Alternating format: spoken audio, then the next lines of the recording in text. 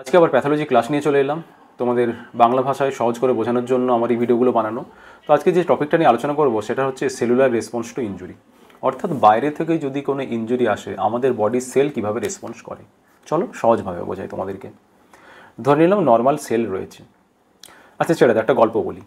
ধরে নিলাম তুমি যেদিন 1 লিটার জল খাও সেই দিন যে পরিমাণ ইউরিন হয়, অন্য দিন যদি তুমি 3 লিটার জল খাও সেই দিন দেখবে ইউরিনের পরিমাণটা কিন্তু বেশি হয়। উল্টোটা কিন্তু হয় না, যেদিন 1 লিটার জল খাও সেদিন কি আমাদের বেশি ইউরিন আউটপুট হয় বা বেশি পেচ্ছাপ হয়, তা কিন্তু হয় না।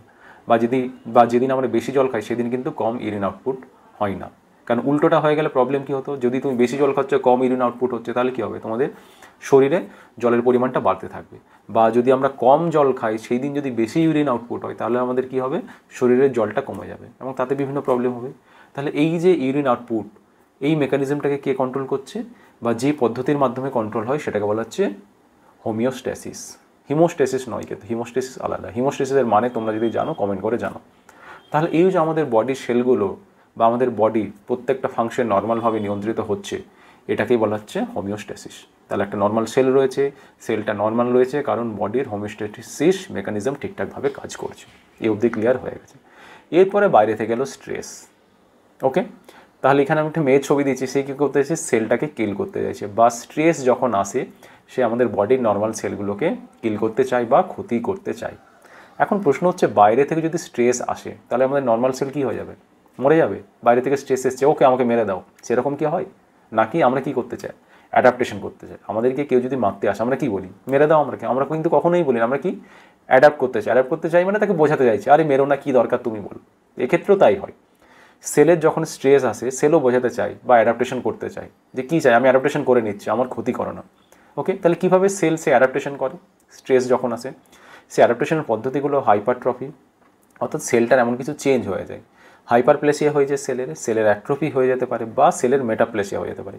এই 4টা পদ্ধতির মাধ্যমে কি হয়, সেল ওই যে স্ট্রেসটা এসেছে বা যে ক্ষতিকর পদার্থগুলো এসেছে যার জন্য সেলটা ডেস্ট্রয় হয়ে যাবে, ওই যাতে সেলটা ডেস্ট্রয় না হয়ে যায় ওই তার হাত থেকে বাঁচার জন্য এই পদ্ধতিগুলোকে অবলম্বন করে। অর্থাৎ এরপর তোমাদের যদি প্রশ্ন করা হয় অ্যাডাপ্টেশনের কোন কোন পদ্ধতির মাধ্যমে অ্যাডাপ্টেশন হয়, তাহলে এই যে 4টে পদ্ধতির নাম বললাম, এই 4টে পদ্ধতির মাধ্যমে কিন্তু অ্যাডাপ্টেশন হয়ে থাকে।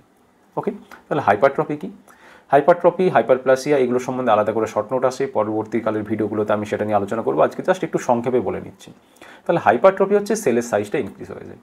ওকে, তাহলে এই ক্ষেত্রে তোমরা যদি দেখো, এক্ষেত্রে যে সেলটার সাইজ রয়েছে, দেখো এই সেলটার সাইজ আর এবং এই সেলটার সাইজ কী হচ্ছে, বড় হয়ে গেছে, এটাকে বলা হচ্ছে হাইপারট্রফি। যখন সেলের সাইজ ইনক্রিজ করে যায় তখন তাকে বলা হয় হাইপারট্রফি।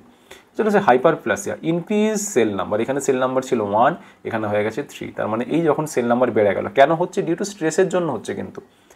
ওকে, কারণ স্ট্রেসের জন্য যদি পরিবর্তনটা না হয় তাহলে কী হয়ে যাবে, সেলটা ডেস্ট্রয় হয়ে যাবে বা সেলটা মরে যেতে পারে। তাহলে সেলটা যাতে মারা না যায় ওই জন্য কী করছে, অ্যাডাপ্টেশন করছে। মানে বলছে আমাকে মেরো না, তুমি যা বলো আমি করবো, আচ্ছা ঠিক আছে, নাম্বার বাড়াতে হবে, আমি আমার সংখ্যা বাড়িয়ে দিলাম। সেলের সাইজ ইনক্রিজ হয়, সেলের নাম্বার বেড়ে গেলো, এটাকে বলা হয় হাইপারপ্লাসিয়া। আর কি হতে পারে, সেলের সাইজ ছোটো হয়ে গেছে, এটাকে বলা হয় অ্যাট্রফি। অথবা কি হতে পারে, দেখো ভালো করে, এই সেলটা যেরকম ছিল এখন কি সেলটা সেরকম দেখতে হয়েছে না, দেখো জামা সাদা জামা পরেছিল লাল জামা পরে গেছে, মানে সেলটা রিপ্লেসড হয়ে গেছে। আগেরগুলোতে কিন্তু সেল একই ছিল, শুধু সাইজের বা সংখ্যার পরিবর্তন হয়েছিল। এখানে কিন্তু পুরো সেলটাই চেঞ্জ হয়ে গেছে, অন্য একটা সেল চলে এসেছে। তো এটাকে বলা হচ্ছে মেটাপ্লাসিয়া। তাহলে 4টে পদ্ধতির সংক্ষিপ্ত বিবরণটা তোমরা জানলে। কিন্তু আজকে আমি পড়াচ্ছি সেলুলার রেসপন্স টু ইনজুরি। তাহলে এরপরে হচ্ছে কেউ সেল বললো না আমি অ্যাডাপ্ট করতে পারবো না, আমার অনেক ইগো রয়েছে, হয় না আমাদের অনেকের ইগো থাকে, অ্যাডাপ্টেশন আমি করতে পারবো না, আমি মানিয়ে নিতে পারবো না। তাহলে তেমনি কোনো সেল যদি বলে না আমার অনেক ইগো রয়েছে, আমি অ্যাডাপ্ট করতে পারবো না, ইনএবিলিটি টু অ্যাডাপ্ট, তাহলে কি হবে, তাহলে সেল ইনজুরি হবে। স্ট্রেস বলবো ওকে ঠিক আছে চলো আমার হাতে ছুরি রয়েছে তোমার ক্ষতি করে দিই, তাহলে কি হবে, সেল ইনজুরি হবে। এই সেল ইনজুরিকে দুভাগে ভাগ করা হয়। এখানে সেল ইনজুরি হয়েছে কিন্তু ব্যান্ডেজ লাগিয়েছে, মরে যায়নি, তার মানে এটা কী টাইপের ইনজুরি, রিভার্সিবল সেল ইনজুরি। অর্থাৎ ইনজুরি হয়েছে ঠিক কথা, কিন্তু সেটা আবার রিভার্সিবল হতে পারে। ওই যে ব্যান্ডেজ লাগানো আছে, ঘা শুকনো হয়ে গেলে সে আবার পুনরায় আগের মতো চলে যেতে পারে, ওই জন্য এটাকে আমি কী বলছি, রিভার্সিবল সেল ইনজুরি। আরেকটা কী হয় দেখো, irreversible sell injury, sell death হয়ে গেছে। সেল ডেথ কীভাবে হয়, নেক্রোসিসের মাধ্যমে সেল ডেথ হয় এবং অ্যাপোটোসিসের মাধ্যমে হয়। অ্যাপোটোসিস নেক্রোসিস আলাদা করে কিন্তু শর্ট নোট আসে। এবং স্ট্রেস উইথড্রল যদি হয়ে যায়, এই যে স্ট্রেসটা ছিল, যে স্ট্রেসের জন্য সেলের এই অ্যাডাপ্টেশন চেঞ্জেসগুলো হয়েছিল, এই স্ট্রেসটা যদি উইথড্রল হয়ে যায়, স্ট্রেস চলে গেল, তাহলে কি হবে, উইথড্রল হয়ে গেলে এই যে সেলগুলো ছিল সেলগুলো কিন্তু আবার নর্মাল সেলে ফিরে চলে আসবে, আবার নর্মাল সেলে ফিরে চলে আসবে। এটা বোঝা গেছে?